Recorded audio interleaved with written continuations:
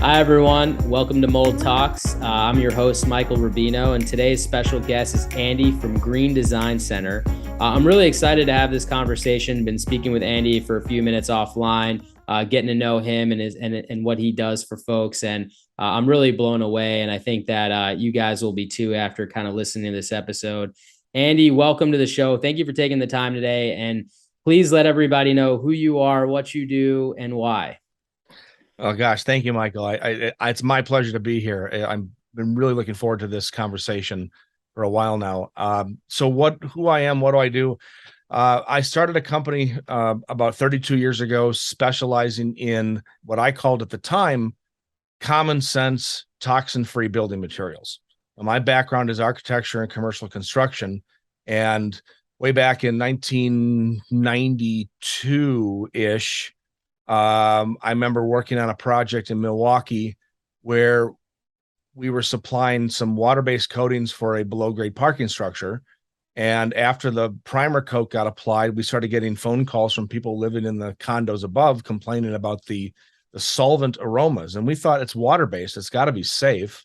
Well, soon thereafter, we actually had to rush 3 of our workers to the hospital because of ventilation complications. They couldn't breathe. The coatings, as they were curing, were literally sucking the oxygen out of the room. And so it stopped the job, went on a search, found a company in California, a small company called AFM, American Formulating and Manufacturing, and they made paints and coatings for people with chemical sensitivity, people with sick building syndrome. And again, early 90s, I didn't know what that was. Not many people did know what that was at the time, but it became my mission from that point on, and to create a company that sells nothing but healthy, low tox or toxin-free building and remodeling materials. And because of the background that I have in architecture and commercial construction, it became very easy for me to work with architects, engineers, make sure they specified the right materials for projects. But they didn't want these materials for their projects. They would always say, well, we'll wait until we have a client who's interested in the environment, who's interested in eco-friendly. But yet after I get done with my presentations, people who worked there would come up to me privately and say, where can I buy this stuff for my house? I remember specifically giving a presentation to a hospital in Milwaukee. And I had a nurse that came up to me after the presentation. She said, I heard you talking about paint. She said, I've got a daughter with autism, and she can't be around any chemical emissions because it exacerbates her issues with this work. And of course, because it doesn't off gas, it was perfect. But then it just dawned on me, well, maybe I should not market and sell this to the commercial space, because it's obvious that they're just not ready for it. I'm going to market this to homeowners, to the people who pay the bills, the people who will know the difference between what is safe and what is not safe. And that's where we started. And that's really how we continue today. It's interesting about what you said, just in terms of not being ready for it and why homeowners are, because a homeowner, it's their space. They have to live there, right? So they're cognizant of that. It's important to have a healthy environment. Right. Commercial spaces are for other folks, right? Right. And so you only do something commercially unless, if other people are requesting or if other people want it. But also, I think we have a responsibility as professionals to educate people on why they might want it, right? And it sounds like you've done that, and people are like, oh, I don't know, but Yeah. thankfully where we are today, it's a lot more prominent. I mean, the White House just had a summit yesterday for 4 hours about indoor air quality and how if we don't start battening down the hatches on indoor air quality, we're gone as a society. I mean, I think it was the most remarkable thing that I've seen come out of the government on this topic in a really long time. And what's interesting is, they were talking about how the Biden administration put about $8 billion for air quality. And now the Obama administration back in 2008 put about $8 billion towards appropriations for air quality. The Biden-Harris administration, just for comparison, put $122 billion on the table for air quality. So we see that the tide is shifting. I think COVID kind of opened up a lot of eyes here. Yeah. So I think it's phenomenal about just that timing of being ready. We're now in a different world today than we were, 30 years ago, and people are much more ready. And I'm sure you've probably seen that out there as well. Yeah, for sure. I think that, from a commercial standpoint, I can see where they're coming from. Again, that I used to be in that world. So, if you have an architectural group that is hired by a building owner to design a structure, unless the building owner themselves said to them, and specifically, we want toxin free interiors because of human health. If unless those words are said to the architect or the design team, they're not going to offer it because in their eyes they think it increases costs, it decreases the aesthetic, increases the just the overall stress factor of the construction team. None of this is true, of course, but this is what they thought. Right. But yet, to your point with homeowners, they're the ones paying the bill. They're the ones that have to literally live in this space. And they're the sort of the architect, the design team all in one. And if they're remodeling a room, it just makes sense. If you could choose between flooring materials and paints that are completely free of chemical off gassing or the stuff you normally buy, if the price is about the same and the aesthetic is about the same, why wouldn't you choose the healthier option? And so, it just makes sense that the homeowners would pick up on it right away. And, you know, I'm excited to hear that the government is starting to focus on this. Although, my history in this industry goes back a long way. And so when I got started in the early 90s, it was the mid 90s with the Clinton administration when we first started getting regulations on the books for things like VOCs. And now that turned into an absolute nightmare, which is actually causing the indoor air problems that we're having today. So what I hope this doesn't do is cause more future problems, because I think a lot of times with types of governmental regulations is they leave it so open for manufacturers to slip in and get their special requests put in. Look at the VOC regulations themselves. VOCs are only regulated because of outdoor air pollution. It has absolutely nothing to do with indoor air quality. Yes, it's true. Some VOCs are dangerous for humans. It's also true that some VOCs are completely harmless, but they were all regulated the same. And when they regulate the same, they also then gave manufacturers exemptions of about 37 different chemicals that they're allowed to use, that they're still technically volatile organic compounds, and they're highly dangerous solvents to humans, but they don't actually react with nitrogen and UV to create smog. Therefore, they're considered unregulated. And that's because of lobbying by large corporations and large interest groups. And so we have to take matters into our own hands like we did in the early 90s and say, let's not wait for somebody to tell us what to do. Let's just do what makes sense. No, that's great. I think that's really great. And, I've kind of been practicing the same approach. If I was waiting for the government, I wouldn't exist right now and I wouldn't be pushing new standards and trying to Right. increase, Right. just a different way of remediating and looking at that. So, no, I totally agree with you. And, hopefully you're right that they don't leave things so wide open that the regulations don't really matter, right? And I think Right. that's really important.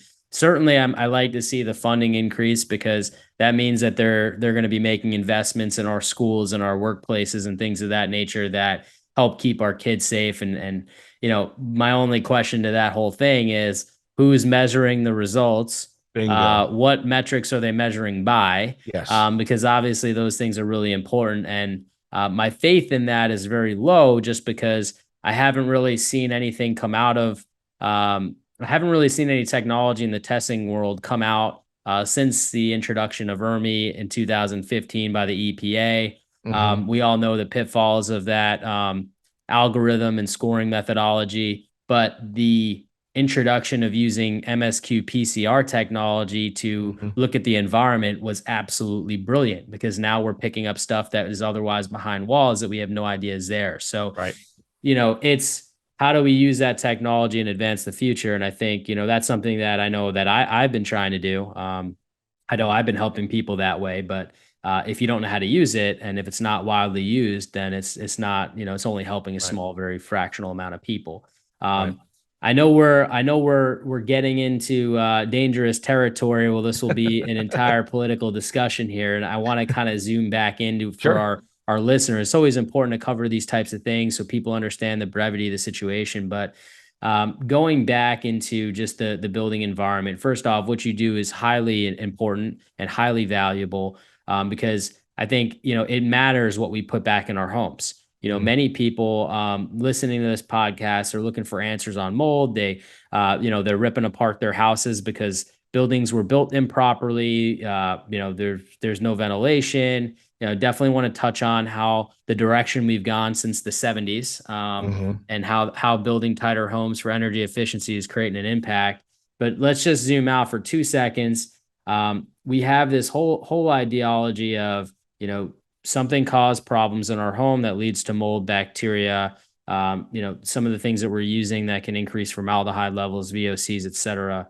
Uh, where is the foundation for all of that? What are you seeing out in the field, that is just, something we've done in the past that just absolutely needs to stop, that's causing a lot of issues that you see? Wow. Boy, that's a great question, but it's also so broad. The fact of the matter is that construction, and I work with clients all over the world, but let me just focus in here in Wisconsin right now, upper Midwest, where it's 0 degrees with 15% humidity in the wintertime, and it's 90 degrees with 60% humidity in the summertime. The way we build homes right now, especially here in the upper Midwest, it's essentially asking for mold problems down the road. And I we got this way because of a couple of things. First of all, it always comes down to, follow the money trail. And it's less expensive to build with wood than it is to build, insulated concrete form, which is the preferred method to build to avoid mold in a house, in any home. Um, the trades all know wood. So let me just use an example. The house that I'm working on right now, it's going to be a model house for us here in the area. We went back and forth with insulated concrete form or SIP panels, and we decided on traditional wood framing because that's the way 99% of homes are built these days, and we need to showcase what people can do simply and easily during the design and build process to make it better.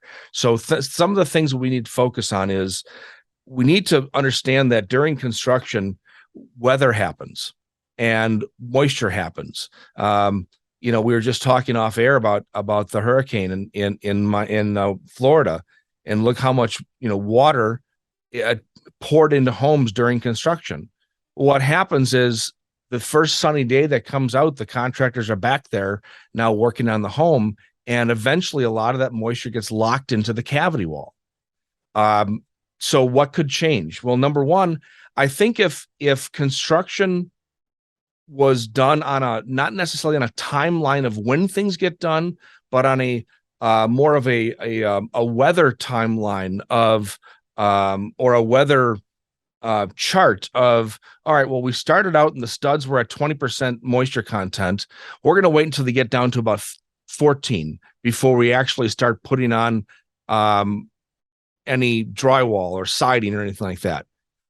I think we need to use different criteria as a whole to decide when the next stage of construction would start, because we don't want to have moisture locked in the cavity wall. As you alluded to before, since the 70s, homes have been becoming tighter to eliminate energy use, to eliminate drafts, but walls are not built completely airtight. In my opinion, a home should be completely airtight. It should be built as a just one monolithic box with no openings. We all know that's not going to happen. So we build those walls as tight as possible and introduce air where we want to and when we want to. But the reality is, on job sites, things get missed, flashing details get missed, penetrations don't get done correctly. And then the biggest thing is moisture in the walls that eventually down the road, could be 2 years, 4 years, what have you, will lead to a mold problem. So we need to take a keener eye on how these homes get put together, not worrying about how long it's taking, but making sure that it's the right time to do the next step. Mm. Speaking through that, I mean, I've seen, I was building my own home at one point, no longer, let's just say that didn't work out as I had expected. Um, in the midst of that, as I'm driving through the neighborhood, I'm seeing crazy things like, the exterior is not even done and people are putting up drywall inside. I mean, we know Ugh. how that story is going to go, right? Yep.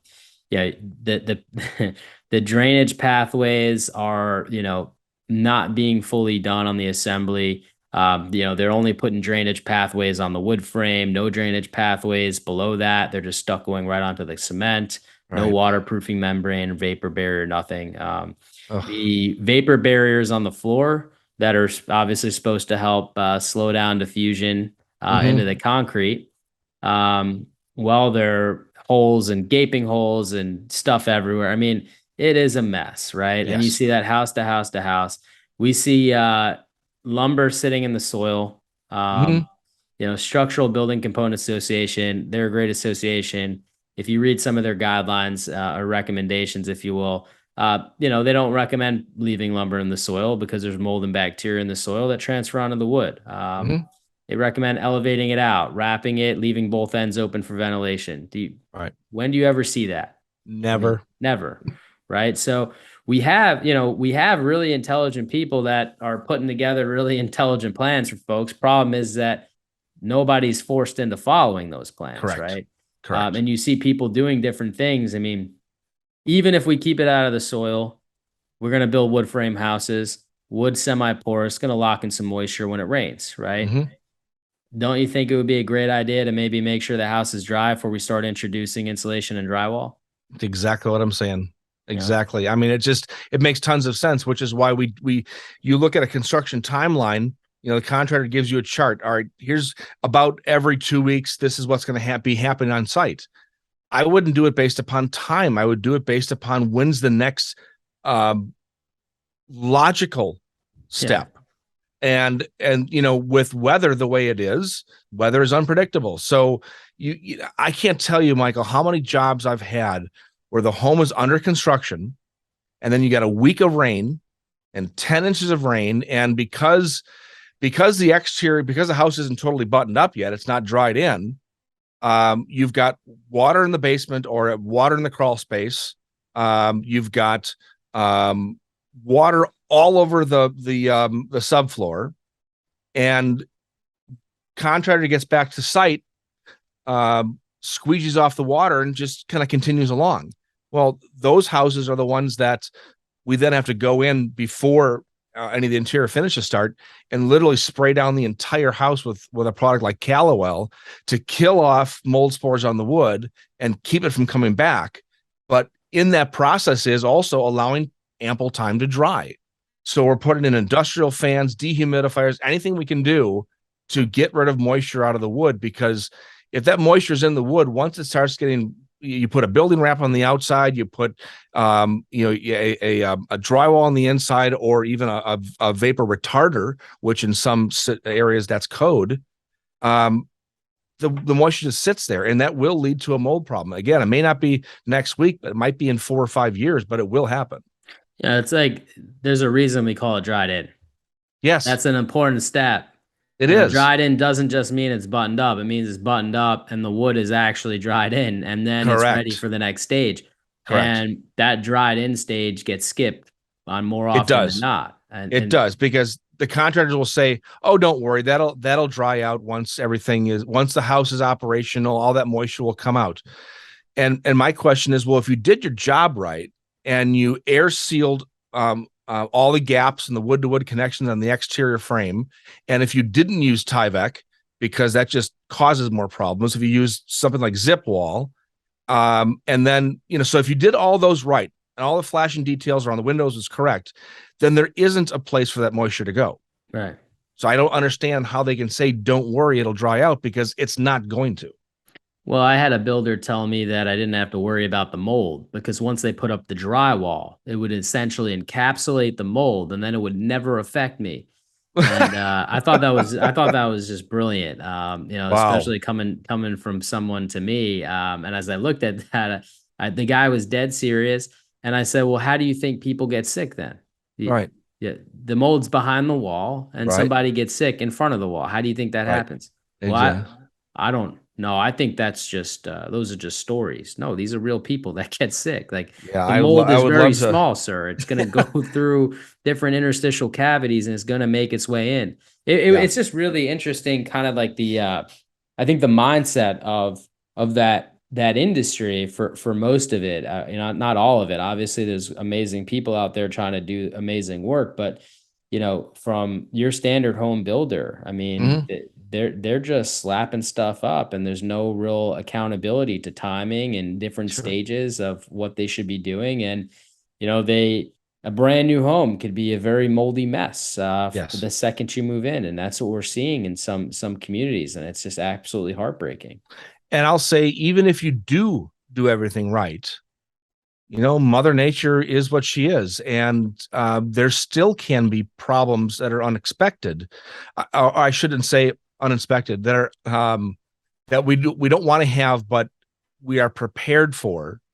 Uh, I think of two jobs recently building healthy homes where our construction team did the absolute best they could, but in the middle of a storm, which is, we have these straight line winds, almost like tornadoes that come through here, knocks off downspouts, and during a torrential rainfall, then you end up getting water in the basement. That water in the basement, then that moisture evaporates up into the underside of the joists and the subfloor. Under those right conditions, and it's certainly a hot summer like we had, that can lead to some mold activity. Sure. And so I think the key there, though, is that we had a construction team that was looking out for that, and they were able to nip that in the bud immediately. It's the situation where it's hidden and you can't see it, like you say, and the builder says, "Don't worry, that mold back there won't ever hurt you." It's kind of an interesting segue, but you and I have been working with a client, Hmm. and in her situation, the home had been built for many years. Nobody saw a problem. Inspectors came through, didn't see any problems. But after being in the home for a couple of years, the whole family started developing serious health issues due to mold exposure. And it's because, to your point, the mold's in the wall, not visible. It wasn't even active enough to show up on any of the tests that she did. But whatever was done during the construction of the home initially caused the problem all these years later. And so this is why builders will say, we don't have anybody complaining. Well, that's because, first of all, their warranty is typically 1 or 2 years on the house, right? After Right. that, they're out of it. Number two, what's the average time people live in a home these days? 5, 7 years before they move. That's about average. Uh, and so usually the mold problem occurs with the next owner or somewhere down the line far enough where the builder isn't even of an issue. And so we're finding problems with homes built mainly in the 80s and 90s, where these homes were built with some energy recommendations. And this is about the time where you started getting energy code written. You started having homes built tighter and tighter because of energy efficiency. The whole green movement started in the 90s. And by the year 2005, homes are being built so tight. It finally took somebody to say, maybe we need to have fresh air for the occupants of the home. So how do we do that? Well, they started introducing heat exchange systems, right? Hmm. Um, you always hear this adage from the builders, well, a house needs to breathe. Actually, that's not true. The occupants of the house need to breathe. The house could care less. But if you build the home to allow the walls to breathe, but just ever so slightly, that's when you have those problems. So it takes a while sometimes for those problems to occur. The house needs to dry. The people need to breathe. Beautiful. That's really the Exactly. key. Uh, Yes. if a wall is built tight, and it leaks, it's going to be really difficult to fix, and I think real costly to fix. I think that's one of the challenges presented. That's why water management and water mitigation is so important because, Mhm. look, the second you build a building, it starts to decay. We have weather, we have lots of natural laws of physics that are Mhm. just moving and shifting things until something falls apart at some sort of seam and water will come in. Right. And we have to be prepared for that. Like you said, preparation is key. We have to Mhm. be prepared for that. And quite frankly, in some cases, we're not prepared for that, and that's when Yeah. things start to happen and people start to get sick. Let's talk about Ashley a bit. Yes. For those listening, if you haven't seen Ashley's story, she's on the Mold Heroes podcast. Check it out. Andy, tell us what you found in Ashley's home. What were some of the pitfalls there that you saw that was really the driving force behind these problems? Well, I'll tell you what, it's still kind of peeling an onion.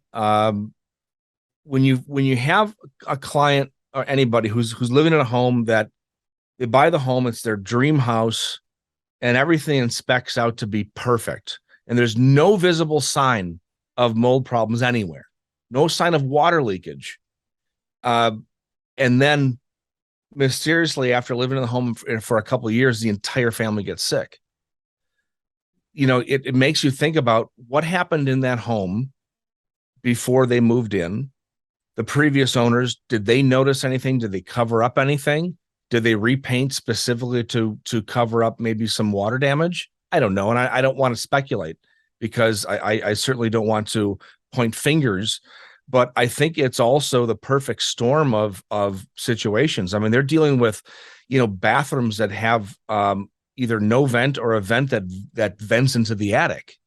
Mm, Um, they're dealing with um, sheathing that is literally a food source for mold, insulation that was wicking moisture, uh, and so many other things. What I'm helping them do is I'm helping them rebuild uh, with making recommendations that aren't going to a cause any problems in the future with mold, and B, aren't going to exacerbate their health issues because of chemical exposure. And this gets really difficult because a lot of times the best thing you can do for preventing mold may not be the best thing you can do for preventing exposure to chemical release. true. There's usually a give and a take. So a client comes to me, if a client like Ashley comes to me and says, we want to remodel this house, the first thing I ask is, when you say you want to do it healthy, what do you consider healthy? Is it from a mold exposure standpoint, EMF, building materials?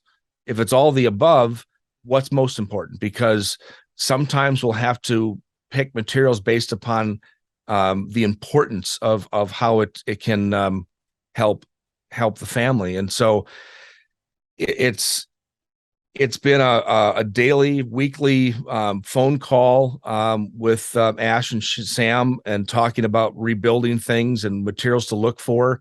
For me, it's kind of a situation of, I think it was the perfect storm of a situation in a home that it just took a very long time for these mold issues to show themselves. And I know it's a brick exterior, so we probably had some moisture wicking from the brick into the sheathing.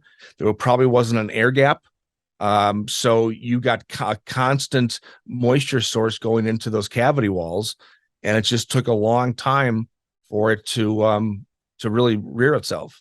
Hmm. Yeah, no, that makes sense. I mean, many homes that I go into and you see these problems, it's you know, sometimes there's obvious building busts. Sometimes there's just the structure changed and moved Right, and things started to come in, and not all the time they're visibly apparent. I mean, I walk into homes that are absolutely stunning. You would never guess there's right, anything going on there. And then you start doing some testing and you're like, wow, these levels are off the right, charts, right? This is crazy.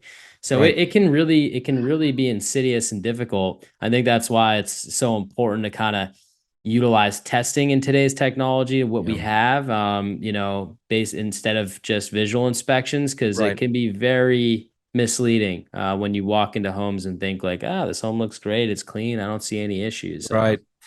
You know, And I agree with you. Matter of fact, because most of the consulting I do is remote.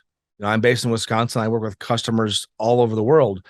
I rely quite a bit on test results, and even if the test results come back looking sort of average or sort of normal, at least it's some test results. At least it's data that we can use, yeah, and then start checking things off the list of what could possibly be wrong.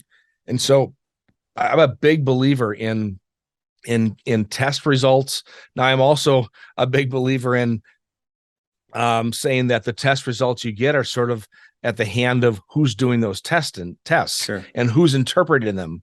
Um, I get a lot of folks asking if they can themselves maybe buy a VOC meter or buy a tri-field meter for EMFs or buy a formaldehyde meter. And I don't necessarily discourage it, but what I do say is if you don't understand how these things operate and what can cause spikes on the meters, then don't rely on the information that you get. Uh, Case in point, I have a client in St. Louis area who was doing some of the prism tests, the home air checks in his house, and the results came back and it's just spiked unbelievably high in VOCs. And so he's convinced that the thing he just did is causing a problem. Well, come to find out after probably 2 days of questioning, I find out from him that, well, he is a diabetic and he did take a cotton cloth, a little bit of alcohol, and wash part of his skin and give himself an injection while the test was occurring, which spiked the VOCs because of the alcohol use. These tests are very, very intricate. And so, instead of spending thousands of dollars of ripping out the cabinets and putting in new cabinets because he's thinking that's what spiked the VOC meter, just said, well, maybe do the test again, but don't, wipe alcohol on your leg. Problem went away. Interesting. So again, these test results are only as good as the tests being done themselves in a perfect environment by a professional who knows what to look out for to avoid having these inaccurate results. Yeah, no, it's very important because obviously, if you go through that and you're relying that on, you're relying on that data, you want to make sure that data is accurate. Correct. Going back, so I want to touch on this a bit, just to get off of mold, right? Because Yeah. there's other air quality pollutants that occur in Yes. people's homes: lead, asbestos, VOCs, formaldehyde, Yes. all the above, etc. Mhm. What are some other things that you commonly see that are problematic that are causing some health reactions Sure. for folks? And what are some of the things that you do to help them understand what those things may be and source different products for them? And before we wrap up too, I definitely want to touch in on some of the just nothing's perfect. There's consequences for every action. You got to make sure you understand those consequences before kind of moving forward. Right. So let's take new home construction just because it's easiest to talk about. And I think people can relate, whoever's going through remodeling can relate to this. 90% of the chemical off-gassing that will occur in building materials, and keep in mind that studies dating back 20 years have shown that new home construction, there's anywhere between 10 and 15,000 chemicals in the air just because of the building materials and the processes in the house. 90% of those those toxic chemicals in the air come from the things you see and touch on a daily basis while living in the house. We spend an awful lot of time in consultations and I'm on podcasts talking about the construction of the home, the framing, the insulation, the air barriers, the caulking and sealants and windows, things of that nature. But truly 90% of the problem is from flooring, wall finishes, cabinetry, and millwork, and then your own personal furniture and window treatments and things like that nature. So what I would say is that last 10% from insulation, caulking, waterproofing, things like that, it's important to discuss, but ultimately it's not going to be the big things that'll affect the indoor air quality from a chemical standpoint in any new construction or remodeling. So I advise people to spend more time on choosing those materials, the interior materials, because that will make the biggest impact, positive impact. I personally focus on formaldehyde. I have been for 30 years now. Formaldehyde is a key trigger for allergies and asthma. Formaldehyde obviously is a carcinogen. Formaldehyde is not only a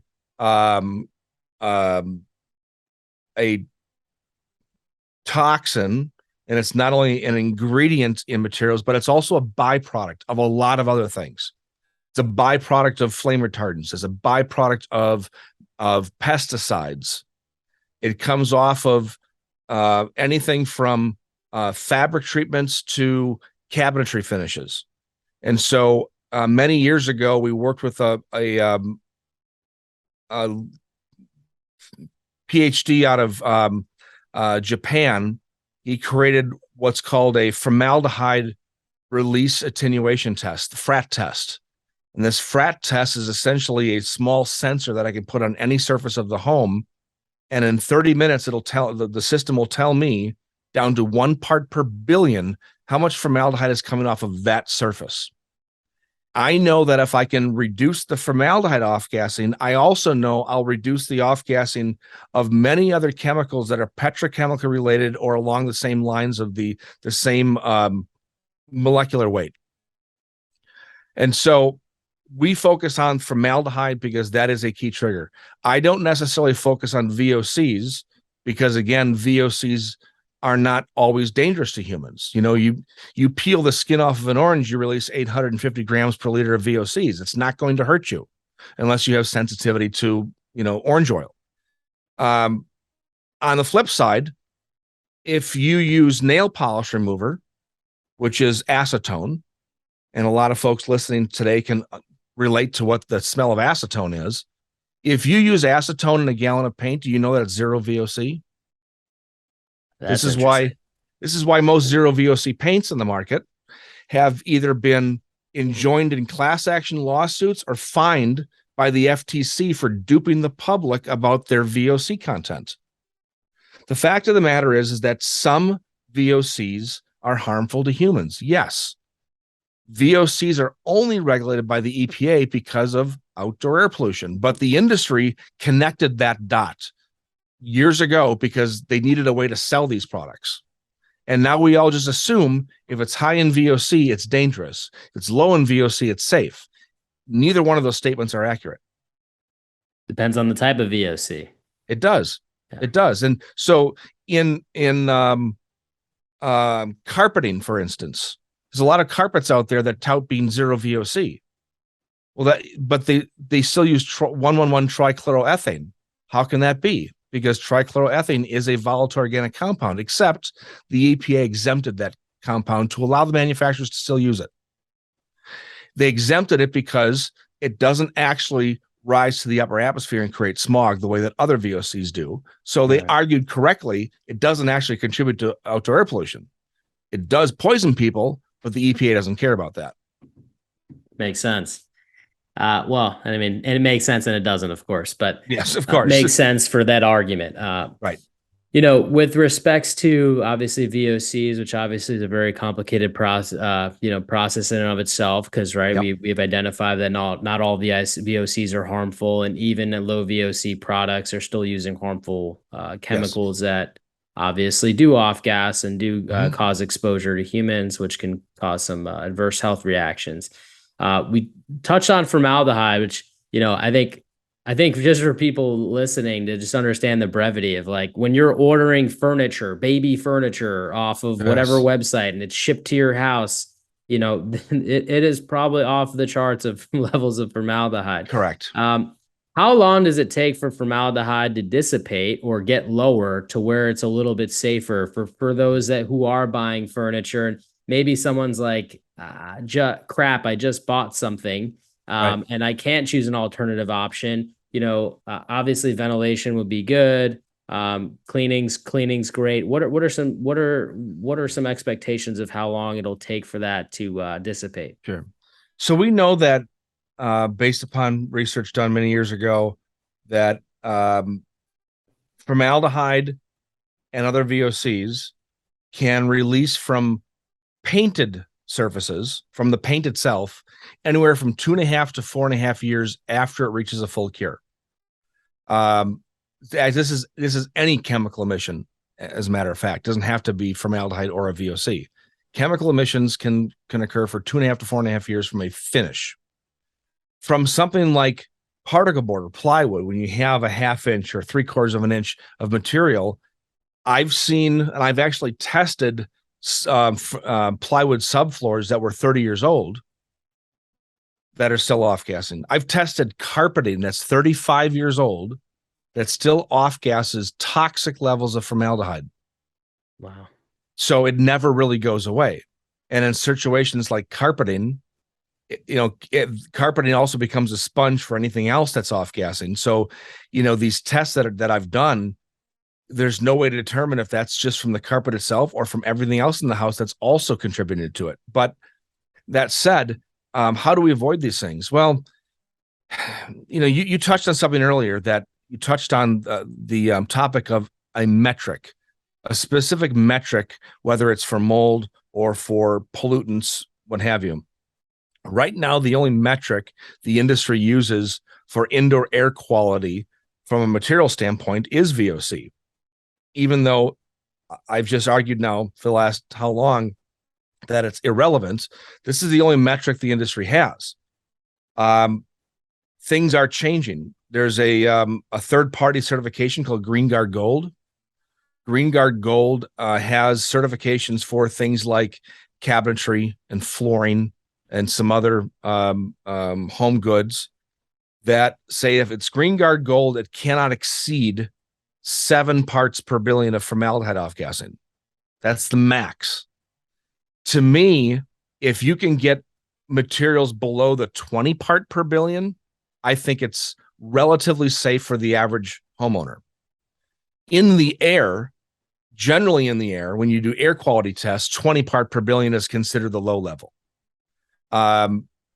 Although, again, this is not a metric that is used extensively in the industry. This is what's used by maybe LEED. Some of the other organizations will use this.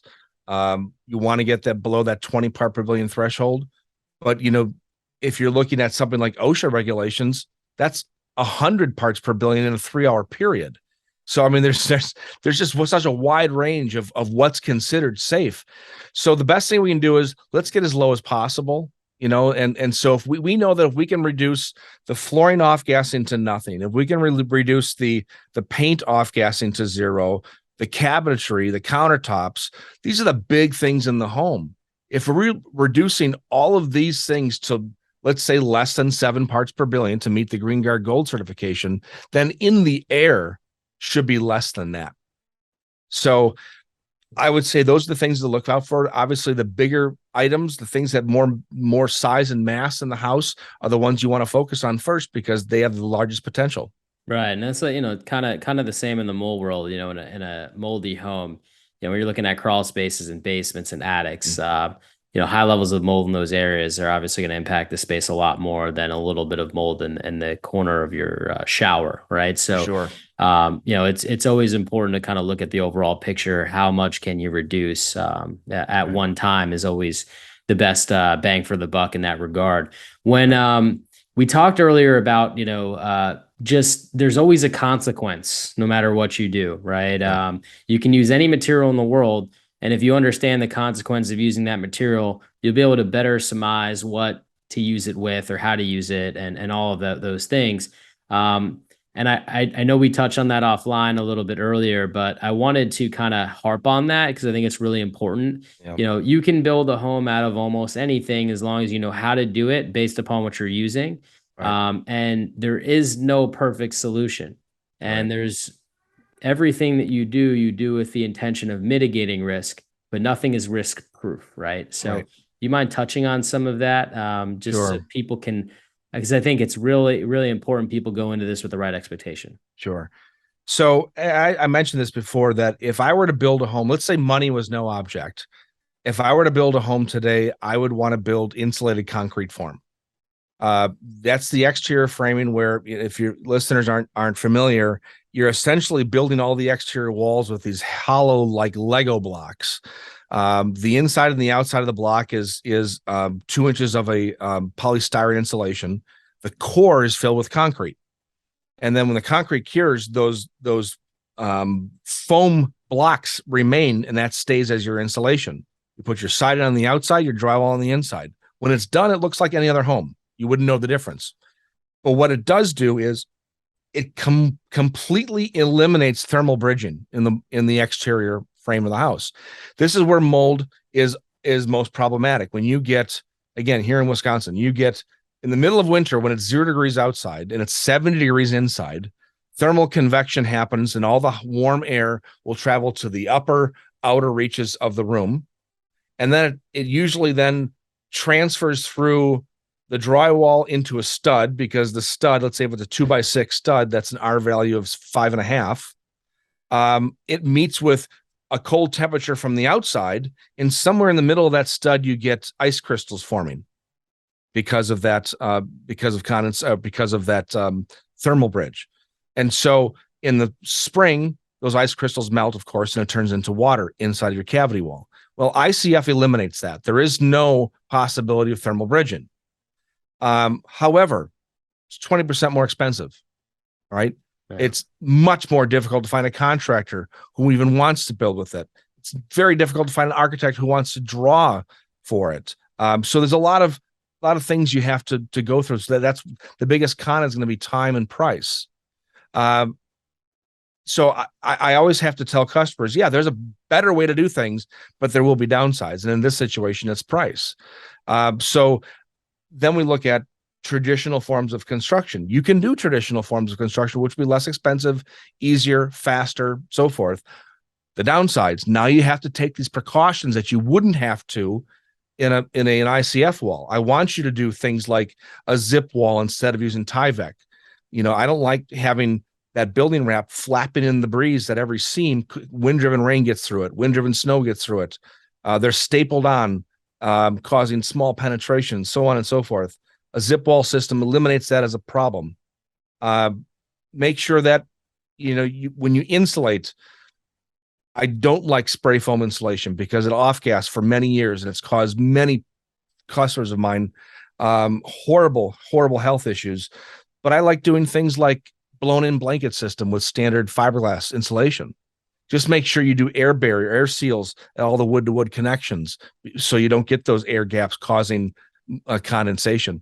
So again, there are things you can do, but then we want to make sure that we kind of think that all the way through so that we're covered and understand that sometimes you got to take a step backwards to take 2 steps forwards. It's absolutely brilliant, Andy, and I really appreciate, all of your insights here today, because obviously, the building system's complex. There's like 50,000 different plus components inside of a home, with more coming every day. Yes. There's all these different types of products and solutions, and it kind of leaves people confused as to what's the best. I mean, I get questions every single day. Should I use this system? Should I use that system? I mean, there's Right. so many different systems to choose from. Right. People are constantly sending me new products to look at and research every day, and I can't keep up with it all. It's because my goal is to keep up with the science behind how do we mitigate and improve the environment in our homes. How do we look for these things? What do we have to do to lower our exposure? And that in and of itself is a daunting task. So I really appreciate what you do. Where can people find you if they need your services right now? Because I tell you, after they're done with me, they're going to need you. I would say the best way to do it is to go to my website, which is thegreendesignCenter.com. greendesigncenter.com. On the front page, you'll find a big picture that says, consulting. And from there, they can book time with me. All my appointments are booked through that service because I do work all over the world. So I have different days, different time zones that I have to work.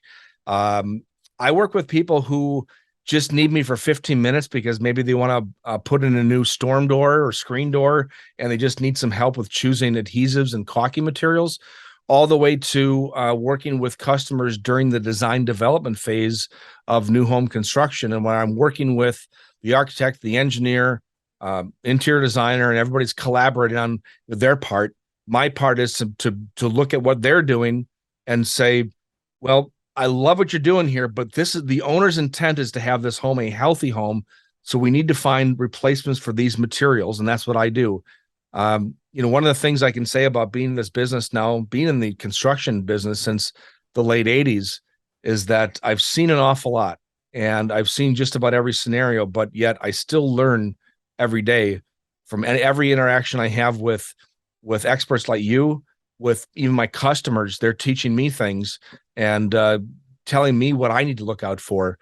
Most of my clients have already spent countless hours doing their research online, and then they're probably more confused because we all know what research is. It's basically going to Google, and the results you get are usually what manufacturers want you to know.